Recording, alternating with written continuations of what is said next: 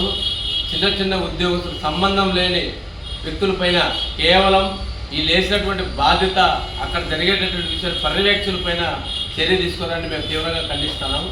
ముఖ్యంగా అసలు ఈ విషయం జరగడం, ప్రజలు చనిపోవడానికి అసలు కారణమైంది, దానిపైన డిస్కషన్ చేసినటువంటి విషయం బయటికి తీసుకురాలేదు.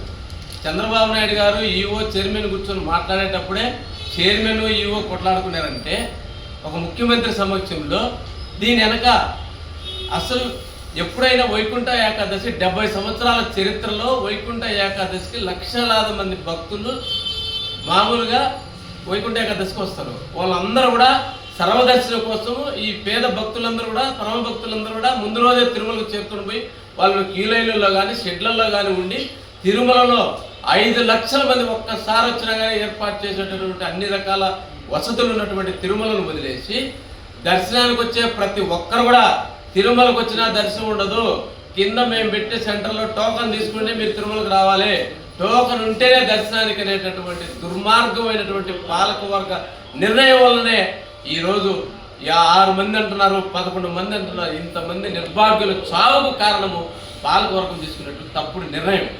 ఇది వదిలేసి చంద్రబాబు నాయుడు గారు పాత నిర్ణయం ప్రకారము మేము 5 సంవత్సరాలలో 5 వైకుంఠ ఏకాదశులు 8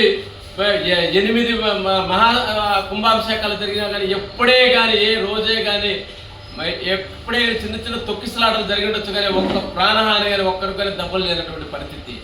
నీవు నీ జీవిత కాలం నువ్వు ఎక్కడ అడుగు పెడితే అక్కడ చావడమే. రాజమండ్రి పురస్కారాలంటే నీ సినిమా షూటింగ్ తీసుకునేదానికి 29 మందిని చంపావు. ఒంటిమిట్టలో కోదండ రాముడికి కళ్యాణం చేయాలని చూస్తే మొత్తం ఒంటిమిట్ట చేసిన పందిళ్ళని ఎరగబడి 2-3 చనిపోవడం జరుగుతుంది. నీ చరిత్రలో తీసుకునే తప్పుడు నిర్ణయాలు, అసమర్థుడైనటువంటి చైర్మన్ తీసుకున్నటువంటి చైర్మన్, ఈఓ, పాలక వర్గము ఒక నిర్ణయం తీసుకునేది. ఎప్పుడు లేని విధంగా భక్తులందరూ టోకన్ తీసుకుంటేనే పైకి పోవాలని, ఆ టోకన్ సెంటర్లో సరైనటువంటి వసతులు కానీ ఏర్పాట్లు చేయలేక మీరు ఈరోజు ప్రజలందరూ చనిపోవడానికి కారణమైనట్టు. మరి కారణమైనటువంటి చైర్మన్ పైన కానీ, ఈఓ గారి పైన కానీ, అడిషనల్ ఈఓ, వీళ్ళు ముగ్గురే ప్రధానమైనటువంటి వ్యక్తులు బోర్డులో. మరి బోర్డు తీర్మానం ప్రకారం ప్రజలు జరుపుతూ వాళ్ళపైన వదిలేసి వాళ్ళ సబార్డినేట్ అయినటువంటి ఒక డిఎస్పీని, అడిషనల్ జేఈఓ గారిని వీళ్ళపైన యాక్షన్ తీసుకోవడం చేయండి. ఇదే పవన్ కళ్యాణ్ గారు నిన్న ఉప ముఖ్యమంత్రిగా వచ్చారు. నిన్న వచ్చి వాస్తవాన్ని ఒప్పుకున్నారు, మేము జరిగిన తప్పు, ఈ ప్రజలు చనిపోవడానికి నిర్ణయం తీసుకోవడం, ఎవడైతే బోర్డులో తీసుకున్న తప్పుడు నిర్ణయం, చైర్మన్ నిర్ణయం వల్ల ఇంప్లిమెంటేషన్ చేయలేని ఈఓ, అడిషనల్ ఈఓ, వీళ్ళ ముగ్గురు వల్లనే చనిపోవడం జరిగింది. తప్పకుండా వీళ్ళ ముగ్గురు పైన యాక్షన్ తీసుకుంటామని ఉప ముఖ్యమంత్రి పవన్ కళ్యాణ్ గారు ప్రకటించారు. మరి పవన్ కళ్యాణ్ గారు ప్రకటించి ఇప్పటికీ దాదాపు 1 రోజు గడుస్తుంది. ఇంతవరకు మరి ముఖ్యమంత్రి గారు దానిపైన స్పందించలేదు.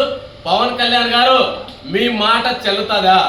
మీరు నిజాన్ని ఒప్పుకున్నారు, ఒప్పుకోవడమే కాదు, ఏ నోరుతో అయితే 108 రోజుల ముందు తిరుమల అదే వేదిక దగ్గరికి వచ్చి భగవంతుడైనటువంటి పరమాత్ముడైనటువంటి వెంకటేశ్వర స్వామి ప్రసాదాల నైవేద్యాల పైన తప్పుడు మాటలు మాట్లాడావో అదే ప్లేస్కి నిన్ను అదే భగవంతుడు పిలిపించి అక్కడే దండం పెట్టి క్షమాపణ చెప్పించాడంటే వెంకటేశ్వర స్వామితో పెట్టుకుంటే ఏ విధంగా ఉంటారో ఒక్కసారి చూసుకోవాల్సినటువంటి పరిస్థితి ఉంది. మరి ఈ రోజైన పవన్ కళ్యాణ్ గారు మీరు మాట్లాడిన మాటకు కట్టుబడి ఉంటారా? మీ కూటమి ప్రభుత్వంలో నీకు ఒక ఉప ముఖ్యమంత్రిగా నీకు ప్రాధాన్యత ఉందా? నువ్వు చెప్పినటువంటి వాళ్ళని ఎవరైతే ఈ చావుకు కారణమైనటువంటి చైర్మన్, ఈఓ, అడిషనల్ ఈఓ పైన 24 గంటల్లో యాక్షన్ తీసుకుంటారా? లేదంటే నీ మాట కట్టుబడి నువ్వు నీ ఉప ముఖ్యమంత్రి పదవికి రాజీనామా చేస్తావని ఇది తేల్చుకోవాల్సిన అవసరం ఉందని కూడా మేము వైఎస్ఆర్సీపీగా డిమాండ్ చేస్తున్నాం. ఒక మాజీ ముఖ్యమంత్రి జగన్మోహన్ రెడ్డి గారు ఇంత పెద్ద ఇష్యూ జరిగి లక్షలాది మంది భక్తులకు జరిగినటువంటి అన్యాయము, తిరుమల చరిత్రలో జరగనటువంటి దేవుడికి జరిగినటువంటి అపరాధము, 6 మంది ప్రాణాలు పోతే ఒక మాజీ ముఖ్యమంత్రిగా, ఒక పార్టీ అధ్యక్షుడిగా, బాధ్యతాయుతమైనటువంటి వ్యక్తిగా వాళ్ళని పరామర్శించేదానికి వస్తే వారిని అడ్డుకుంటారా? ఎంత దుర్మార్గమైనటువంటిది! హాస్పిటల్కి పోతుంటే లారీలు, ట్రాక్టర్లు ప్రజలు పెట్టి అడ్డుకుంటారా? సరైనటువంటి బందోబస్తు ఇవ్వాల్సినటువంటి బాధ్యత ఉందా లేదా? ఆయన దిగి నడుచుకుంటా లారీలలో, కార్లలో అడ్డం పోయి ముందు ఏదో కారు ఎక్కిపోతే అడుగున ఎయిర్పోర్ట్ నుంచి అడుగున అడ్డుకుంటారు మీరు. అంటే బాధ్యతారహితమైన మీరు చేసినటువంటి తప్పులు ఎవరైతే ప్రతిపక్ష నాయకుడైనటువంటి మాజీ ముఖ్యమంత్రి గారు అక్కడికి వస్తే అక్కడ ఉన్నటువంటి భక్తులందరూ దెబ్బలు తగిలిన వ్యక్తులందరూ కూడా చెప్తారని, ఏం జరిగిందని చెప్తారని భయపడే అక్కడ ఉన్నటువంటి పేషెంట్లందరూ కూడా సగం మంది నుంచి అందరినీ బయటికి తరలించే పని చేస్తే 3-4 కొట్లాడి మాకు ఇంత ఆరోగ్యం బాగాలంటే మేము ఎందుకు పోతామని కొట్లాడి 3-4 ఉన్నారు. మిగిలిన పేషెంట్లందరినీ కూడా బయటికి తరు. ఇంత దుర్మార్గమైన చేసిన తప్పులు కప్పిపుచ్చుకునే దానికి ఇంత దుర్మార్గమైనటువంటి దేవుడి దగ్గర రాజకీయం చేసేటటువంటి ముఖ్యమంత్రి చంద్రబాబు నాయుడు గారు నీ నైజం మార్చుకో. ఎందుకంటే భగవంతుడి మీద నువ్వు వేసినటువంటి నిందే ఈ రోజు ఈ పాపాలకు పొడిగట్టింది. ఎవడైతే భగవంతుని పైన భక్తి లేనటువంటి 5 సంవత్సరాల తిరుమల అడుగు పెట్టలేదు, దైవ దర్శనమే చేసుకోలేదు అన్నటువంటి ఒక నీకు బాజారు మోసి ఒక ఛానల్ మోసి నిన్ను మోసిన వ్యక్తికి ఈ రోజు అసమర్థుడికి పాలక వర్గాన్ని అప్పచెప్పావు.